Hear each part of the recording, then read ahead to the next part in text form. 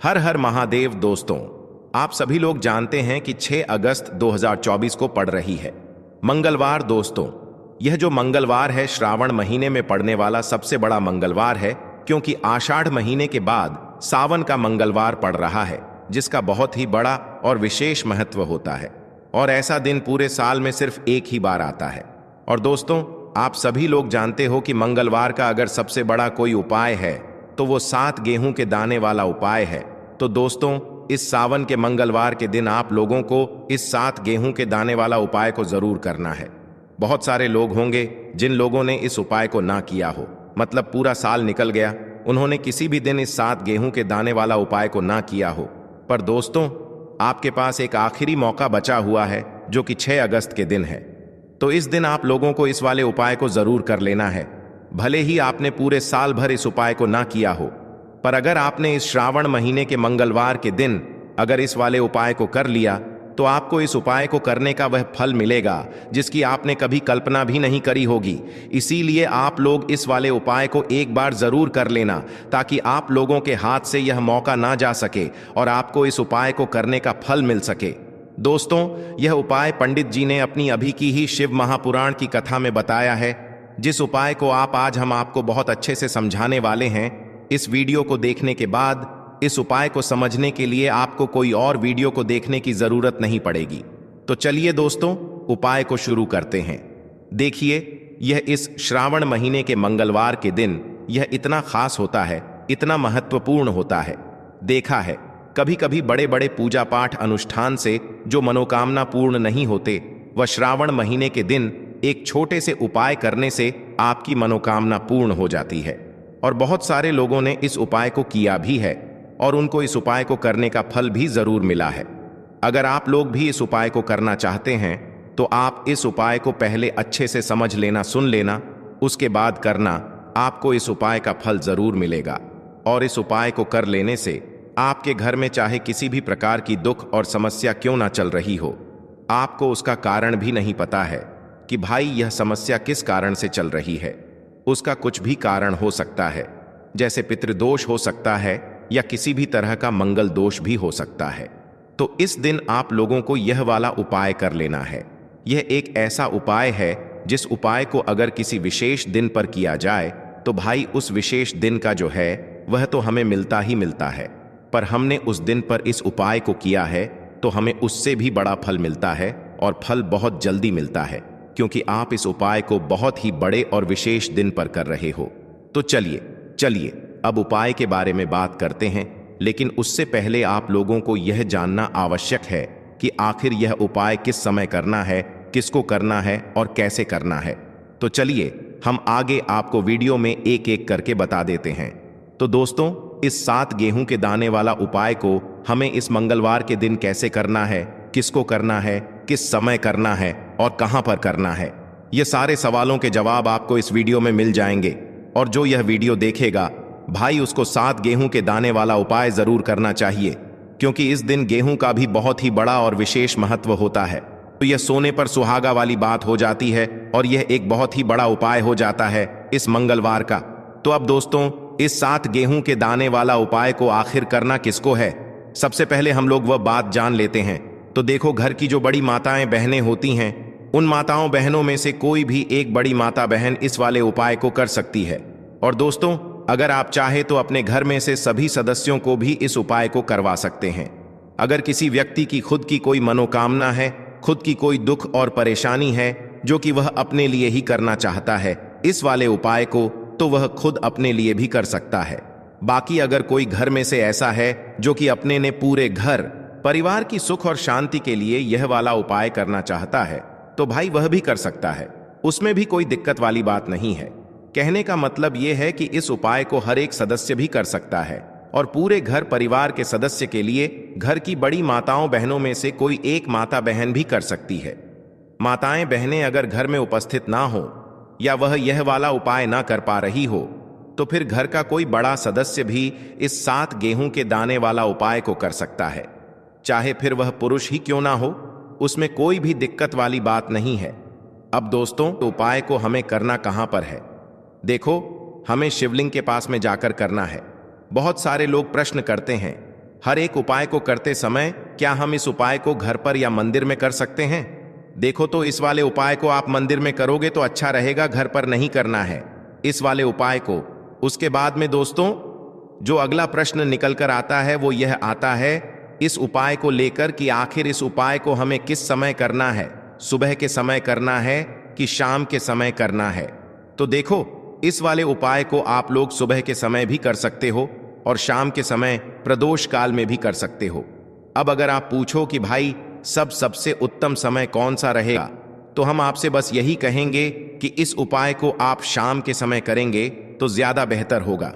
बाकी अगर सुबह के समय भी करेंगे तो भी अच्छा होगा, उसमें कोई भी दिक्कत वाली बात नहीं है। तो अब दोस्तों जो अगली सबसे बड़ी और महत्वपूर्ण बात आती है वह यह आती है कि सुबह अगर हम उपाय को करेंगे तो हमें कितने बजे से लेकर कितने बजे तक के बीच में करना है, और शाम के समय प्रदोष काल में करेंगे तो हमें कितने बजे से लेकर कितने बजे के बीच में करना है। तो देखो सुबह जितनी जल्दी हो सके आप उपाय को करने की कोशिश करना। बाकी अगर किसी कारणवश लेट भी हो जाओ, थोड़ी देर भी हो जाए तो 10 या 11 बजे तक भी आप उपाय कर लेना, पर 12 बजे से ज्यादा देरी ना हो, ठीक है? इस बात का ध्यान रखना। उसके बाद में दोस्तों अगर शाम के समय प्रदोष काल की बात करें, प्रदोष काल का जो समय है होता है वह शाम के 6 बजे से शुरू हो जाता है। मतलब शाम के 6 बजे से लेकर 7-8 बजे के बीच का जो समय होता है यह समय प्रदोष काल का समय होता है। पर अभी जो मौसम चल रहा है इस मौसम में जो है शाम बहुत देरी से होती है, तो आप इस उपाय को 7 या 8 बजे के बीच में भी कर सकते हो। मतलब शाम के 6 बजे से रात 8 बजे के बीच में आप कभी भी इस वाले उपाय को कर सकते हो, उसमें कोई भी दिक्कत वाली बात नहीं है। परंतु मंगलवार के दिन कोशिश करना कि समय के अंतर्गत ही कर लो। किसी कारणवश ना कर पाओ तो थोड़ा देरी से भी कर सकते हो, आपको उपाय का फल जरूर मिलेगा। देखिए इस वीडियो में जितने भी उपाय हम आपको बताएंगे सभी उपाय सरल है। देखो गुरुजी ने कहा है कि मंगलवार के दिन आपको 7 गेहूं के दाने वाला उपाय तो अवश्य ही करना चाहिए। वीडियो के अंतिम में आपको उपाय बताया है जो आपको करना है। देखो आगे बढ़ने से पहले वीडियो को एक लाइक जरूर करें। देखो सबसे पहला उपाय, यदि आपके जीवन में कर्जा बहुत अधिक है, आपके जीवन में संकट बहुत अधिक रहते हैं, आपके ऊपर बहुत अधिक विपदा आ रही है, बार बार आपको अपने व्यापार में और अपने धन में हानि देखने को मिल रही है, यानी कि आपको प्रत्येक कार्य में हानि हो रही है, तो आपको यह उपाय करना चाहिए। देखिए इस उपाय के लिए आपको 7 गेहूं के दाने आपको लेने हैं, ठीक है ना? ले लेना। लेने के बाद में आपको जरूरत होगी चावल के दानों की। कितने? 7 चावल के दाने गेहूं के साथ, दाने और चावल के साथ। दाने कहोगे भैया गेहूं हमें नहीं मिलती है, इस टाइम पे अभी गेहूं की कटाई खत्म हुई है। इजली आपको किसी भी किराना स्टोर पे 7 गेहूं के दाने मिल जाएंगे, जाके ले लेना, ठीक है ना? 7 गेहूं 7 चावल के दाने लेंगे। साथ ही साथ आपको इस तरीके से एक तांबे का लोटा लेना है ना, उस तांबे के लोटे में आपको जल भरना। जल आपका खुद के घर का होना चाहिए, मंदिर का नहीं होगा। पहुंच जाएंगे महादेव के शिवलिंग के पास में शाम के टाइम पे। प्रदोष काल में मन है घर पे करो, मन है मंदिर में करो। फेस रखना कौन सी दिशा? उत्तर दिशा, नॉर्थ डायरेक्शन। अब यहां पे जो मैं आपको क्रम बताने जा रहा हूं ना, उस मेरे क्रम को बहुत ध्यान से सुनिए। महादेव को अगर कोई सबसे प्रिय है ना, तो उनकी सबसे छोटी पुत्री जिनका नाम है माता अशोक सुंदरी, जो आपके पास में चावल के 7 दाने हैं ना, उन चावल के 7 दानों को माता अशोक सुंदरी के स्थान पे आपको कुछ इस तरीके से रख देने हैं ना। चावल के दानों को रखने के बाद में जो आपके पास में तांबे का लोटा है ना, उस तांबे के लोटे को कहीं पे भी हम जल नहीं चढ़ाएंगे। सिर्फ और सिर्फ माता का जो हस्त कमल आपको दिख रहा है यहीं पे गोल गोल आपको समर्पित करना है उसी जल को, और कहीं नहीं, ना तो माता अशोक सुंदरी के स्थान पे, ना तो शिवलिंग के ऊपर।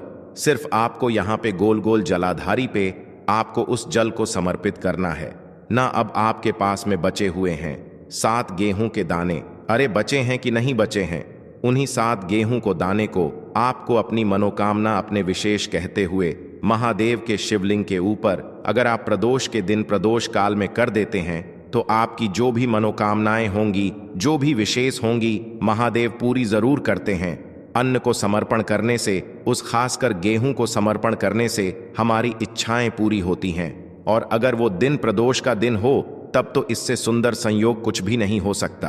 आपकी इच्छाओं को पूरा करने के लिए बहुत स्पेशल, बहुत प्यारा सा उपाय आप सभी को जरूर करना है। ध्यान न रखिएगा, यह उपाय प्रदोष काल में करना है, सुबह के टाइम नहीं कर सकते। ठीक, चलो तो पहले उपाय की तो हमने यहाँ पे बात कर ली है। देखिए, इस उपाय के लिए आपको मात्र एक लौंग का जोड़ा लेना है, यानी कि 2 फूल वाली लौंग लेनी है। साथ में आपको मात्र थोड़ा सा शहद लेना होगा और इसी के साथ में आपको तांबे के पात्र के अंदर शुद्ध जल लेना होगा। अब देखिए, इन सभी सामग्रियों को लेकर के आपको भगवान शिव के मंदिर में पहुंच जाना है। देखें, ये उपाय आप सुबह से लेकर शाम तक कर सकते हैं।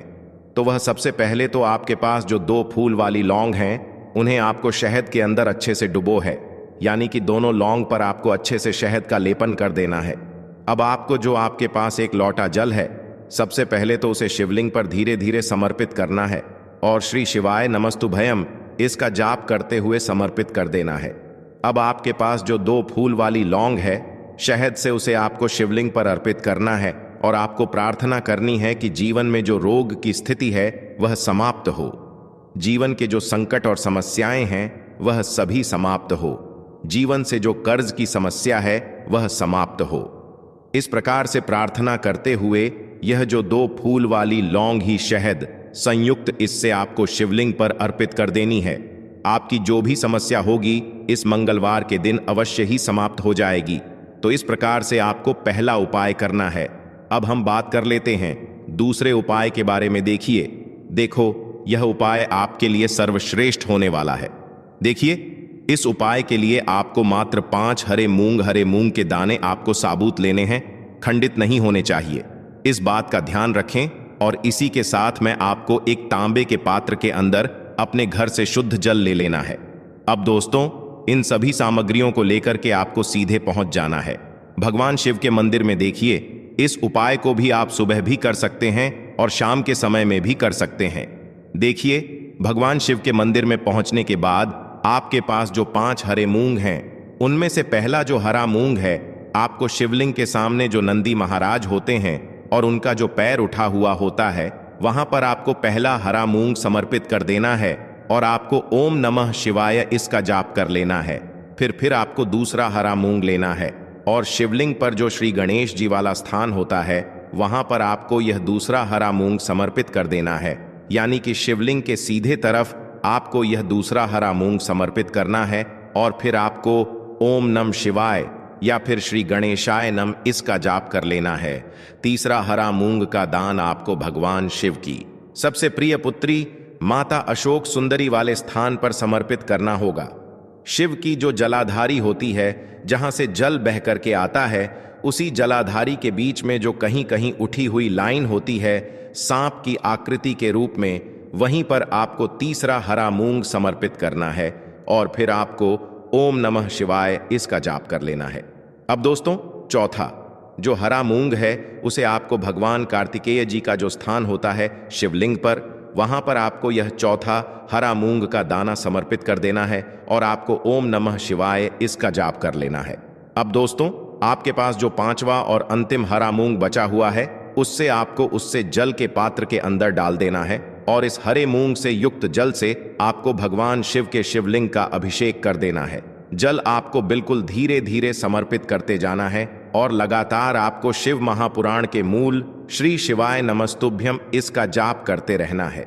फिर आपको शिवलिंग के सामने बैठकर, यदि आप अपने बच्चों के लिए यह उपाय कर रहे हैं, यदि आप अपने बच्चों की बुद्धि ज्ञान और विवेक के लिए उपाय कर रहे हैं, तो उसके लिए आपको प्रार्थना कर लेनी है। या फिर व्यापार में वृद्धि करने के लिए यह उपाय कर रहे हैं, तो उसकी कामना करते हुए आपको प्रार्थना कर लेनी है। या फिर अपनी नौकरी के लिए कर रहे हैं, या फिर अपने इंटरव्यू के लिए, या फिर धन की प्राप्ति के लिए कर रहे हैं, जिस भी कामना के लिए आप उपाय कर रहे हैं, उसे परिपूर्ण करने के लिए आपको महादेव से प्रार्थना कर लेनी है और फिर आपको वापस अपने घर आ जाना है। पूज्य गुरु जी ने कहा है कि जो भी व्यक्ति इस उपाय को कर लेता है, तो यकीन मानिए आपके जीवन की जो सारे संकट, कष्ट और बाधाएं ही वह सभी समाप्त होंगे। अब हम बात करते हैं अगले उपाय की। इस उपाय के लिए आपको एक दीपक लेना है। दीपक आप मिट्टी का भी ले सकते हैं और शुद्ध आटा मढ़कर उसका दीपक भी आप तैयार कर सकते हैं। दीपक के अंदर गोल बाती का प्रयोग करना है और दीपक के अंदर आपको शुद्ध घी का प्रयोग करना है। इसी के साथ में आपको मात्र एक फूल वाली लौंग लेनी होगी। अब यह एक दीपक और एक फूल वाली लौंग लेकर के सीधा आपको पहुंचना होगा बरगद के वृक्ष के वहां पर। देखिए, सबसे पहले तो आपके पास जो एक फूल वाली लौंग है उससे आपको बरगद के वृक्ष की जड़ में समर्पित करना है। देखिए, अगर आपके जीवन में कोई भी बड़ा संकट आने वाला है, कोई भी बड़ा कष्ट आने वाला है, तो वह इस उपाय के माध्यम से दूर होने वाला है। महादेव की विशेष कृपा रहेगी कि जो भी संकट आपके जीवन में आने वाला होगा वह भी दूर हो जाएगा। तो आपको एक लौंग समर्पित करनी है बरगद के वृक्ष की जड़ में, और वहीं पर आपको जो है गोल बाती वाला दीपक जो आप लेकर के गए हैं उससे भी वहां पर प्रज्वलित कर देना है वटकेयर करते हुए। देखिए, जब भी आपको जीवन में इस साल लगने लगे कि आपके जीवन में कुछ भी अच्छा नहीं चल रहा है, तब भी आपको ई उपाय करना है। तो इस प्रकार से आपको यह उपाय करना है। अब हम जान लेते हैं चौथे विशेष उपाय के बारे में। देखें, यदि आपके विवाह में, शादी में कोई भी समस्या आ रही है, यदि आपका जो कर्ज है वह दिन पर दिन बढ़ते ही जा रहा है, तो आपको यह चमत्कारी उपाय करना चाहिए। कोई भी समस्या अगर जीवन में है तो उसे दूर करने के लिए आपको ई उपाय करना चाहिए। मंगल दोष से जुड़ी हुई समस्या भी है तब भी आपको यह उपाय करना चाहिए। देखिए, इस उपाय के लिए आपको एक तांबे के पात्र के अंदर अपने घर से शुद्ध जल लेना है और इसी के साथ में आपको एक छुटकी लाल चंदन लेना होगा। अब आपको क्या करना है कि जो लाल चंदन आपने लिया है उसे आपको उससे जल के पात्र के अंदर डाल देना है, और यह जल्द जो है आपको लाल चंदन से युक्त तैयार कर लेना है। और यह लाल चंदन से युक्त जल आपको भगवान शिव के मंदिर में लेकर के पहुंचना है। लेकिन यह उपाय भी आप सुबह से लेकर के शाम तक कर सकते हैं। अब दोस्तों, यह जो लाल चंदन से युक्त जल है, इससे आपको भगवान शिव के शिवलिंग पर धीरे धीरे अर्पित कर देना है और आपको लगातार श्री शिवाय नमस्तुभ्यम इसका जाप करते रहना है। देखिए, यदि आपके जीवन में विवाह से जुद्ध समस्या चल रही है तो आपको मंगलेश्वर महादेव का स्मरण करना है, और जीवन में अधिक कर्ज की समस्या है तो आपको आरण मुक्तेश्वर महादेव का स्मरण करना है। देखना, एक दिन आपकी सब तरह की समस्या जल्दी ही समाप्त हो जाएगी। तो इस प्रकार से आपको यह चौथा उपाय करना है। अब हम जान लेते हैं अंतिम और पांचवें उपाय के बारे में। देखिए, मंगलवार का दिन है और हनुमान जी भगवान शिव के रुद्र अवतार हैं, तो यह उपाय और भी खास हो जाता है। तो यह जो उपाय है विशेषकर आपको हनुमान जी के वहां पर ही करना होगा। देखिए, जब भी आपको ऐसा लगने लगे कि आपके जीवन में जो कर्ज है वह समाप्त ही नहीं हो पा रहा है, दिन प्रतिदिन बढ़ते ही जा रहा है, कष्ट जो है वह दिन प्रतिदिन बढ़ते ही जा रहे हैं, कष्ट जो है वह समाप्त ही नहीं हो पा रही है, यानी कि जीवन में जब भी कोई विपदा आती है, संकट आता है, तो हमें संकट मोचन हनुमान जी के मंदिर में जाना चाहिए। लेकिन यह उपाय बहुत ही खास है। इस उपाय के लिए आपको एक चौमुख दीपक तैयार करना होगा। आपको एक दीपक लेना है। दीपक के अंदर 4 बाती बाती के लिए आपको मोली वाला धागा आता है कलावा का, उसकी भी बना सकते हैं, या फिर आप सफेद रुई की जो बत्तियां हैं उन्हें भी बना सकते हैं। अब आपको लेना है एक कटोरी सरसों का तेल, और अब इस दीपक के अंदर या तो आपको चमेली का तेल डालना है, या फिर जो आपने एक कटोरी सरसों का तेल लिया है उसमें आपको सरसों का तेल डालना है, और इसी के साथ में आपको मात्र एक फूल वाली लौंग भी लेनी है। देखिए, अब जो ये दीपक है और लौंग है, इन दोनों का आपको हनुमान जी के मंदिर में लेकर के पहुंचना है। अब सबसे पहले तो यह जो चौमुखी दीपक है इसे आपको हनुमान जी के सामने प्रज्वलित करना है। दीपक को प्रज्वलित करने के बाद आपको वहीं पर एक बार हनुमान चालीसा का पाठ करना है, या फिर आप आरण मोचक मंगल स्तोत्र का पाठ भी कर सकते हैं।